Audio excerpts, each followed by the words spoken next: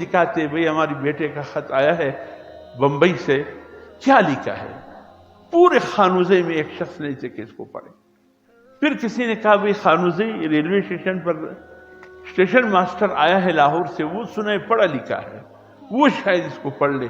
کہا کہ ہم سب جمع غفیر پورا گاؤں اس خط کے پیچھے چل پڑے خانوزے اسٹیشن کے پاس۔ اس اسٹیشن ماسٹر سے ہم نے خط پڑھایا، اس نے پڑھ لیا کہ اس نے لکھا کہ میں خیر خیریت سے پہنچ گیا ہوں، یا خیر خیریت ہے، کوئی فکر مت کرو، بس تسلی رکھو۔ بس اتنی سی بات تھی، اور پورا خانوزے شہر امڑ آیا تھا کہ بھئی بستی امڑ آئی تھی کہ بھئی لکھا کیا ہے ہمارے ساتھی نے۔ ایک عجیب سی بات تھی وہ خط کو سمجھنے کے لیے۔ شاید بس دغمرہ قصہ واقعی دغمرہ قصہ خدا قسم مشتہ نہ معلوم ہے چسے نکل دی۔ کہتے اس دن خانوزے کے لوگوں نے یہ عزم کر لیا بزرگوں نے، ہم اپنے گھر سے ایک ایک پر پڑھنے کے لیے دیں گے۔ آج بھی اس خطے میں خانوزے سب سے تعلیم یافتہ علاقہ ہے۔ آپ اس خطے میں آپ جائیے، کچلا سے جوب تک، امرالدین کارث تک، مغل کوٹ تک آپ جائیے، اس خطے میں اگر آپ کو کوئی بستی ملے گا تو خانوزے کی بستی ہیں، جہاں کے پڑھے لکھے لوگوں کی تعداد سب سے زیادہ ہے۔ ایک دفعہ خانوزے سے کچھ ساتھی آئے، وہاں مدرسے الحمدللہ بنات کے مدرسے بھی ہیں، بنین کے مدرسے بھی ہیں، وہاں ختم بخاری تھا اور علماء بھی مضبوط ہیں۔ مجھے بھی کہا گیا، میں بھی چلا،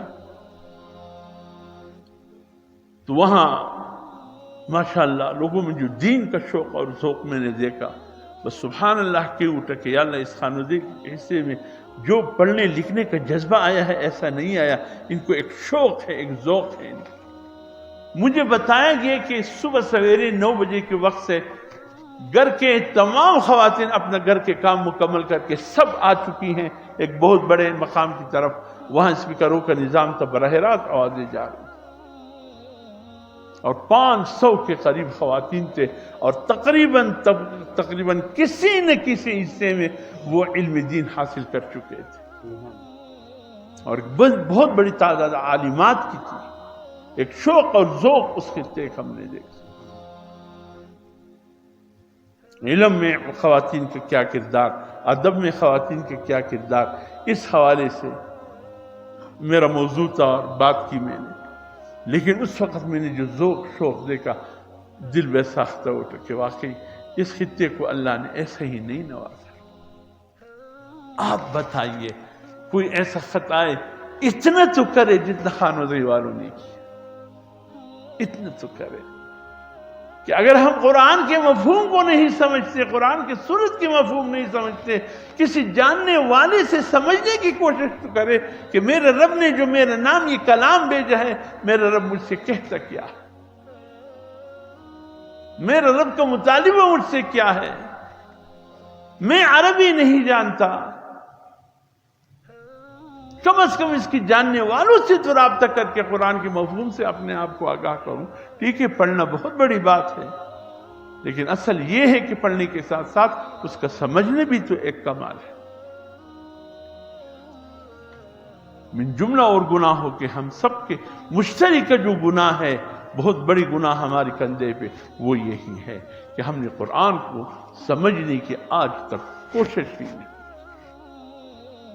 دنیا کی زندگی میں ہم اتنے مصروف ہو گئے کہ رب کے کلام کو نہیں جانا پہچانا کہ میرا رب مجھ سے کہتا کیا ہے،